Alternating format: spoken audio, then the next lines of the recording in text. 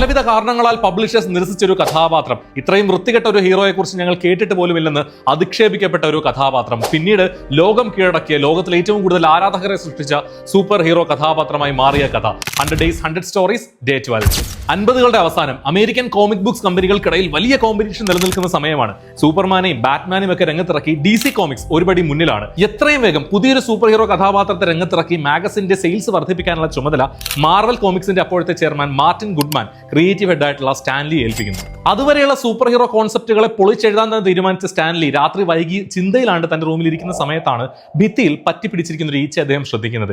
ഇതുപോലെ ഭിത്തിയിൽ പറ്റിപ്പിടിച്ച് കയറാൻ കഴിവുള്ള ഒരു സൂപ്പർ ഹീറോ മാത്രമല്ല, അയാൾ ഒരു കൗമാരക്കാരനായിരിക്കണം. അയാൾക്ക് പേരായി ഫ്ലൈമാൻ, മൊസ്കിറ്റോ മാൻ തുടങ്ങിയ പല പേരുകളും സ്റ്റാൻലി നൽകുന്നുണ്ട്. തന്റെ ഈ ആശയം പിറ്റേന്ന് തന്നെ ചെയർമാനായ ഗുഡ്മാനെ അറിയിച്ചെങ്കിലും അദ്ദേഹം അത് നിരുപാധികം പുച്ഛിച്ച് തള്ളി. ഇത്രയും വൃത്തികെട്ട ഒരു സൂപ്പർ ഹീറോ കഥാപാത്രത്തെ യാതൊരു കാരണവശാലും ജനം സ്വീകരിക്കില്ലെന്ന് അദ്ദേഹം വിധി എഴുതി. വർഷങ്ങൾ കഴിഞ്ഞു. 1962 ഓഗസ്റ്റിൽ മാർക്കറ്റിലെ ക്രൈസിസ് മൂലം മാഗസിൻ അടച്ചുപൂട്ടാൻ തീരുമാനിച്ചു.